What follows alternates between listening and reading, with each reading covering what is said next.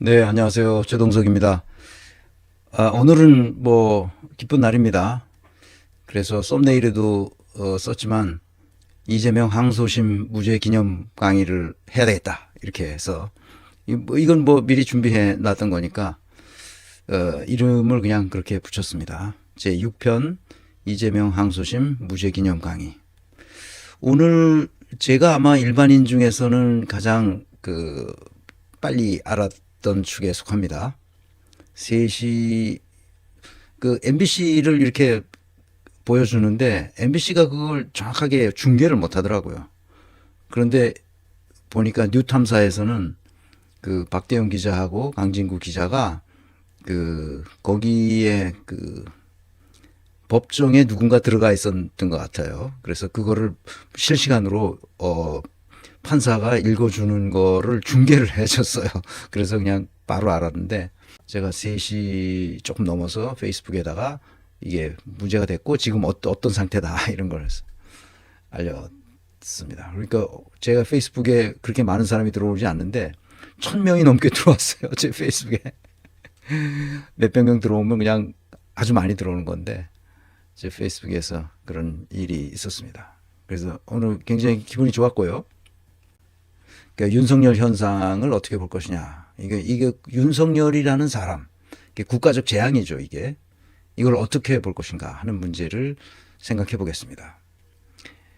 자, 오늘 이재명 공직선거법 항소심 전부 무죄가 됐습니다.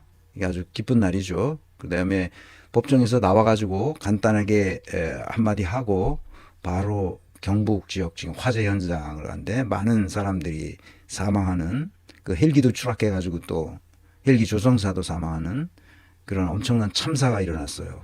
지금 굉장히 바람이 많이 불어서 화재가 지금 잡히지 않는 것 같습니다. 그래서 경북 지역으로 바로 뭡니까 법원에서 바로 그냥 경북 지역으로 현장으로 달려갔다고 하죠. 근데 이재명은 이런 행동이 무슨 쇼 하려고 그러는 게 아니에요. 진심이에요, 이 사람은. 왜 그러냐면 그런 사고가 났을 때 바로 현장에 달려갑니다. 시간이 특별한 거 있어도 거기로 달려가요.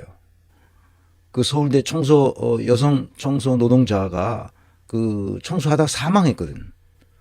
그런데 그거를 담당 교수가 학생 담당인 뭐인데 그런데 자꾸 딴소리를 하고 사망한 게 무슨 지병이 있어서 어쩌고 딴소리를 하는 거예요. 그 학교가 그것을 책임져야 되는 거거든. 그 청소 노동자가 무슨 갑자기 일하다가 돌아가신 거란 말이야. 그러면 관련 책임자가 있거든. 학교가 책임을 져야 돼요. 일단 서울대가 책임져야 돼요. 왜냐하면 독일 같으면 당연히 그것이 보험으로 처리돼가지고 당연히 그 순서대로 쫙 하면 됩니다. 근데 이리 핑계대고 저리 핑계 교수란 놈이 나중에 그래서 거기서 물러났는데 그랬더니 거기 그냥 달려갔잖아. 이재명이 거기 달려갔어요. 이 도대체 뭐야 이게 왜 이렇게 되는 거야? 달려갔더니 거기다 또 교수란 놈이 이재명을 막 어디에 와가지고 무슨 내가 그래 아이고 서울대 교수란 놈이 그래가지고 이 사람이 그런 봉사 활동을 사회적으로도 많이 하시던 분인데 그렇게 아깝게 이게 무거운 그런 쓰레기를 그걸 들고 날르는 이런 것도 하시고 그랬던 것 같아요. 제가 여기 강의에서도 인용해서 그때 서울대 교수가 무슨 짓을 했는지 거기에 있는 또 무슨 사무 직원이 또 무슨 짓을 했는지 사무 직원은 거기 팀장이라는 놈은 청소 노동자들한테 영어로 뭐라고 했냐 영어 시험도 치고 그랬어요. 그러니까 얼마나 어처구니 없는 거야 지금 이 나라가. 서울대가 진짜 개과천선해야 됩니다. 연세대도 마찬가지고 연세대도 노동자들 피 빨아먹는 거 그거 진짜 문제입니다. 자, 이제 우리가 해야 할 일은 이제 여기서 더 나가야 됩니다. 우리가 해야 할 일은 사실 간단하죠. 아주 당연한 일인데 이 사건은 굉장히 쉬운 사건이고 당연한 일인데도 이것 때문에 우리가 마음을 졸이고 있었다는 것은 우리 사회가 얼마나 잘못된 시스템에 의해서 운영되고 있는 사회라는 것을 알 수 있죠.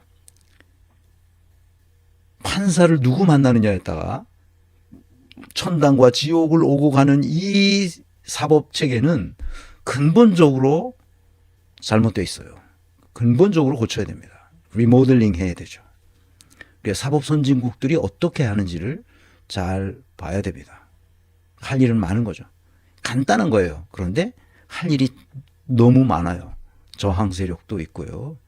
이 사법 체계는 이대로 두면 안 됩니다. 이대로 두면 절대로 안 돼요.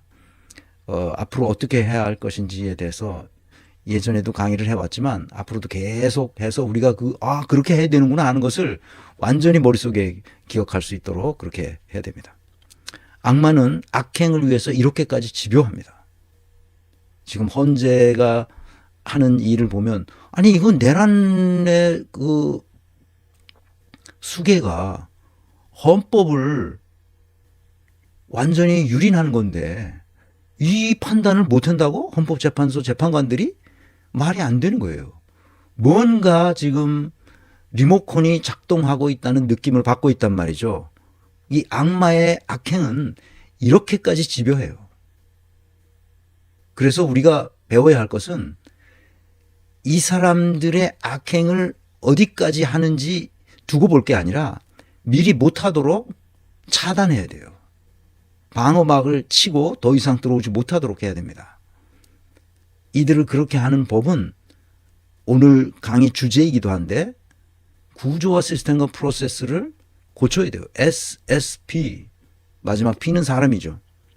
SSPP를 잘 다듬어야 돼요. 어떻게 다듬는지에 대한 원리 원칙을 제가 말씀을 드리겠습니다. 그래서 이 니체가 그렇게 말했다는데 악마와 싸울 때 악마처럼 되어야 되지만 악마가 돼서는 안 된다는 거죠. 악마와 싸울 때 이기려면 악마와 싸우는 방식을 이해하고 그들을 전략적으로 물리칠 수 있어야 돼요. 그래서 항상 방어선을 쳐놔야 됩니다. 제1차 방어선, 제2차 방어선, 제3차 방어선 이렇게 쳐놓고 시작해야 됩니다. 그래서 이 조직론에서는 1차 방어선을 어떻게 하고 2차 방어선을 어떻게 하고 3차 방어선 그 three lines of defense 방어선이에요. 세 개의 방어선을 쳐야 되는 거예요. 왜? 탈선하지 않도록. 얘네들은 지금 탈선하거든. 그러니까 지 멋대로 한다고. 그래서 내가 이게 페이스북에 썼던 것들이에요. 윤석열 파면이 이렇게 어려운 일인가. 너무 쉬운 건데 아직도 안 하고 있어요, 이게. 헌재의 결정이 지켜지지 않아도 아무런 처벌이 없어요, 지금. 이러니까 헌재가 뭐고? 법을 안 지켜도 자기가 처벌받지 않아. 그러니까 아무렇게나 하는 거예요, 이놈들이. 한덕수 아무렇게나 하고 있잖아, 지금. 마은혁 재판관 임명 안 하고 있습니다. 최상목 지금까지 무슨 짓을 저질렀어? 아주 나쁜 놈들이죠. 이렇게 우리가 사회적으로 약속한 헌법을 그냥 휴지 조각처럼 밟아버리는 놈들이잖아.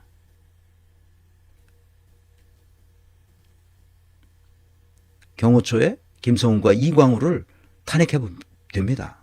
탄핵하면 그냥 직을 빼앗기는 거기 때문에 다시 헌재에서 기각돼서 돌아오면 그때 가서 또 하면 돼요. 지금 직무에서 배제하고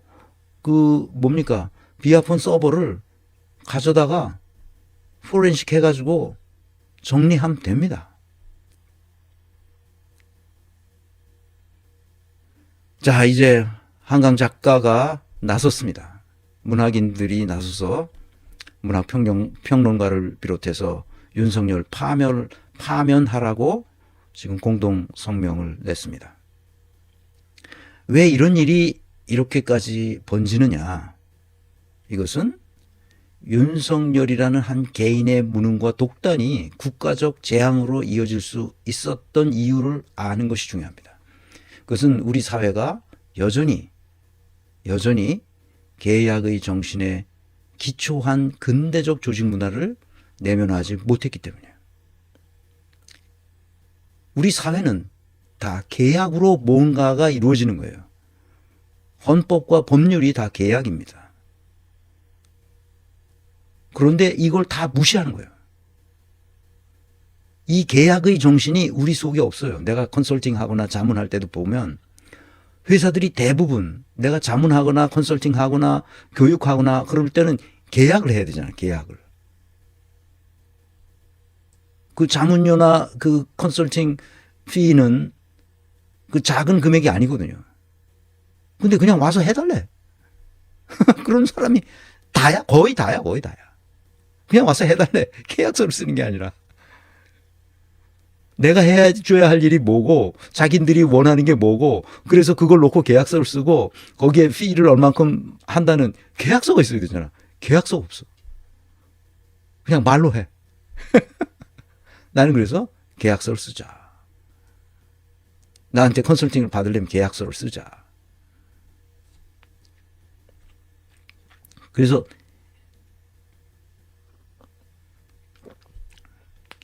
나는 계약서를 씁니다. 계약서를 반드시 쓰죠. 제 책을 출판해도 출판사하고 지금은 처음에 출판사 할 때는 첫 책을 출판할 때는 한국 내에 있을 텐데 그 계약서 없이 그냥 말로 했어요. 그건 나는 굉장히 찜찜하지.